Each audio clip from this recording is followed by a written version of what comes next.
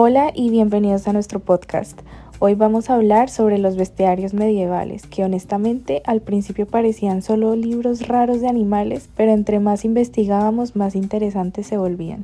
Sí, porque uno piensa, ok, animales medievales, pero realmente eran muchísimo más que eso. Eran personajes simbólicos que mezclaban animales reales y fantásticos para transmitir ideas, pensamientos y hasta creencias humanas. Claro, y eso era lo más interesante, porque en ese momento existía la necesidad de comunicar de una manera más llamativa, más visual, ya que tal vez una explicación tradicional no generaba el mismo impacto en las personas. Exacto, entonces utilizaban animales y criaturas para enseñar cosas morales o religiosas, pero de una manera más creativa, no solamente desde la presión o el miedo, sino desde historias que despertaban curiosidad. Sí, y además cada bestiario tenía una estructura súper interesante. Aparecía el animal, luego la descripción física y después todo el relato moral o simbólico detrás de él, porque al final el animal era una representación de conductas humanas, virtudes, defectos o creencias.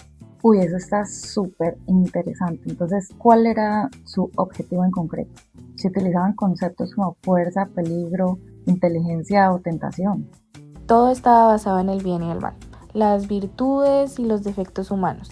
Entonces la naturaleza y la humanidad se entrelazaban constantemente y por eso fueron tan importantes en la Edad Media, porque originalmente funcionaban como manuales de enseñanza, especialmente en un contexto religioso y cristiano. Bueno, y también es importante resaltar que las personas no veían esos animales desde algo científico como hoy en día, sino desde lo alegórico y simbólico que también servía como entretenimiento y creatividad. Por supuesto, las ilustraciones eran demasiado llamativas y eso ayudaba a captar la atención de las personas mientras aprendían.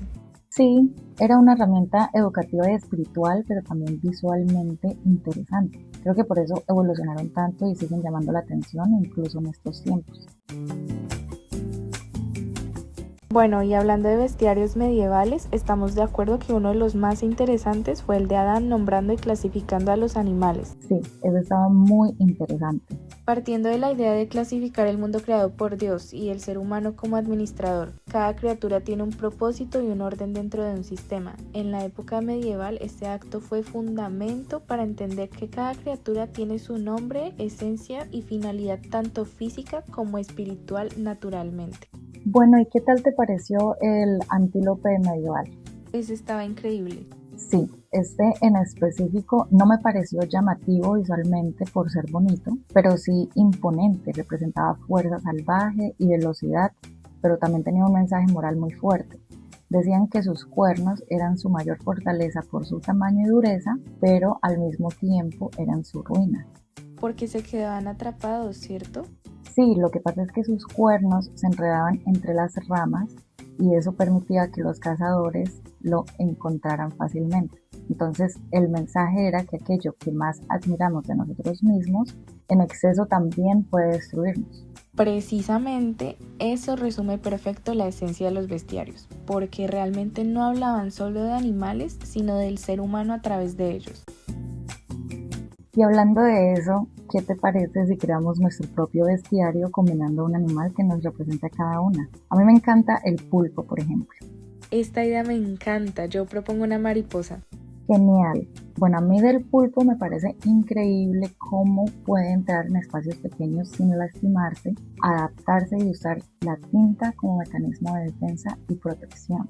Y para mí la mariposa porque representa la metamorfosis, todo ese proceso de transformación y confiar en el proceso, primero ser una oruga y ese cambio antes de convertirse en algo completamente distinto duele.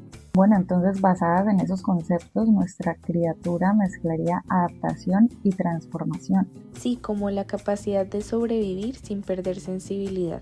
Eso conecta mucho con los bestiarios medievales, porque no se trataba solamente de crear criaturas extrañas, sino de representar emociones, pensamientos y formas de ver el mundo. Exacto, al final los bestiarios eran una forma creativa, didáctica y simbólica de comunicar conductas, creencias y reflexiones humanas. Y creo que por eso todavía nos parecen tan interesantes hoy en día. Sí, porque aunque vienen de otra época, siguen hablando muchísimo sobre nosotros mismos. Gracias Gracias por por escucharnos. escucharnos.